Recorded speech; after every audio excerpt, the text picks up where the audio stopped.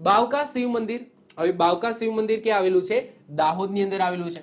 આ મંદિર પણ ઘણા બધા લોકોને નહીં ખબર હોય, પરંતુ તમે એનું સ્ટ્રક્ચર તમે જોઈ શકો છો કેટલું મતલબ કે એ સમયે કેટલું વિશાળ છે તમે જોઈ શકો છો. એનું સ્ટ્રક્ચર તમે જોઈ શકો છો. એનાથી આપણે અંદાજો લગાવી શકીએ છીએ કે આ મંદિર બહુ પ્રાચીન.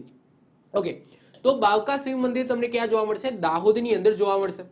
વાત કરીએ આપણે બાવકા શિવ મંદિરની, તો બાવકા શિવ મંદિર ગુજરાતના દાહોદ જિલ્લામાં બાવકા ગામે આવેલું છે. તો ગામ પરથી આ મંદિરનું નામ બાવકા શિવ મંદિર પડ્યું.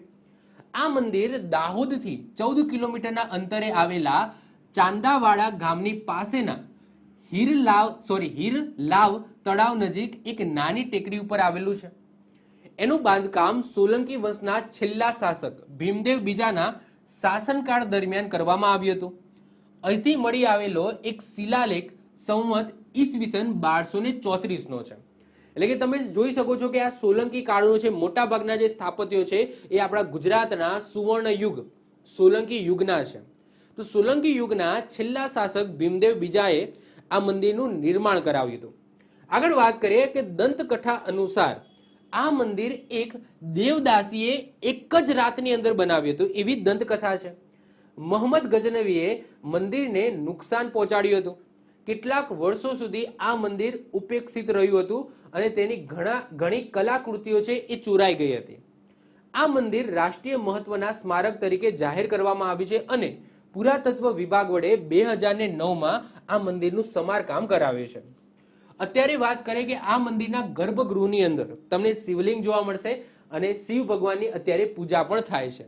તો આવું સરસ મજાનું મંદિર છે જે કંઈક ના કંઈક ઇતિહાસ ધરાવે છે એવું સરસ મજાનું મંદિર બાવકા શિવ મંદિર જે તમને ક્યાં જોવા મળશે?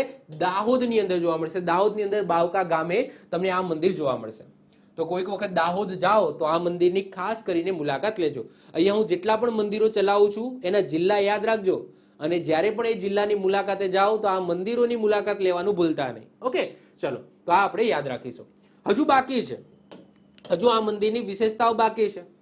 પૂર્વાભિમુખ એવું આ મંદિર પંચાયતન એટલે તમારા માઇન્ડની અંદર ફિક્સ થઈ ગયું. એક મુખ્ય મંદિર, 4 નાની નાની દેરીઓ. ઓકે, તો પંચાયતાર પ્રકારનું છે જેમાં એક મુખ્ય મંદિર અને 4 પેટા મંદિરો તેની 4 ઉપદિશાઓની અંદર. ઉપદિશા એટલે શું? દિશા એટલે ઉત્તર, પૂર્વ, પશ્ચિમ, દક્ષિણ. આ દિશા થઈ. ઉપદિશા એટલે શું? અગ્નિ, નૈઋત્ય, વાયવ્ય. ક્લિયર? તો એ ઉપદિશાઓ. તો ઉપદિશાની અંદર આવેલા છે. આ મંદિર તેના સમયગાળાનું શ્રેષ્ઠ મંદિર ગણાય છે. રેતિયા પથ્થર દ્વારા બનાવેલું આ મંદિર હવે ખંડિત અવસ્થામાં છે. દેખાય છે અત્યારે આ મંદિર છે એ ખંડિત અવસ્થામાં જોવા મળશે. આનું કોઈ શિખર તમને નહીં જોવા મળે. આ તમને ધજા છે લગાવેલી છે, પરંતુ એકચ્યુઅલી જે કળશ છે અને તમને અહીંયા તમે જોઈ શકો છો કે આનું જે સ્ટ્રક્ચર છે અહીંયા હોલ હતો. ઓકે, જે મંડપ હતો તો આ રીતના મંડપ છે તૂટી ગયો છે. જસ્ટ ખાલી તમને ગર્ભગૃહ જોવા મળશે, સીડીઓ જોવા મળશે. તો અત્યારે ખંડિત હાલતની અંદર આ મંદિર તમને જોવા મળશે. મંદિરનો રંગ મંડપ પણ ખંડિત અવસ્થામાં છે, દેખાય છે.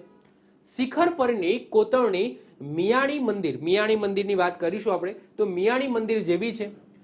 તેની મૂર્તિઓ અને કોતરણી કામ પરથી પણ તેમનો સમય છે નક્કી કરી શકાય છે. મંડપના નાના નાના સ્તંભોની રચના સરળ છે. મંદિરની છત નાશ પામી છે. તૂટેલી છત અને મંડપના અવશેષો નજીક વિખરાયેલા છે. મંદિરની બાહ્ય દિવાલો અને ગર્ભગૃહનું દ્વાર દેવી દેવતાઓ અને અપ્સરાઓની કોતરણીઓથી ભરેલું છે. તમે જોઈ શકો છો. તો આ જે દિવાલ છે, દિવાલને ઝૂમ કર્યું છે તો અહીંયા તમે જોઈ શકો છો કોતરણી કામ સરસ મજાનું થયેલું છે. અહીંયા આ રીતના દેવી દેવતાઓ, અપ્સરાઓ છે. આઈ થિંક આ શિવ ભગવાનનું નટરાજ સ્વરૂપ મને દેખાય છે. ઓકે, કદાચ એવું છે. અહીંયા તમે જોઈ શકો છો તો આ મને કદાચ હનુમાનજી દેખાય છે અથવા તો કંઈક બીજા હોઈ શકે છે. ક્લિયર?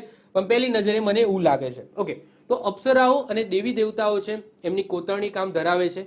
તેમાં અનેક મૈથુન મૂર્તિઓ પણ છે. મૈથુન મૂર્તિઓ એટલે કે સમજી શકો છો કે જે મનુષ્યની જે કામ વાસના છે આ કામ વાસનાને દર્શાવતી મૂર્તિઓની પણ કોતરણી તમને જોવા મળશે.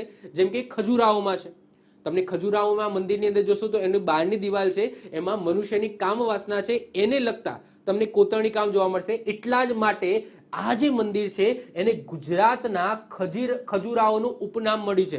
એક્ઝામની અંદર આ જ પૂછાશે, સાહેબ ગુજરાતના ખજુરાહોનું ઉપનામ નીચેનામાંથી કયા મંદિરને મળેલું છે? તો આન્સર શું આવશે તમારો? તો આન્સર તમારો આવશે બાવકા શિવ મંદિર, જે ક્યાં આવેલું છે? દાહોદની અંદર આવેલું છે.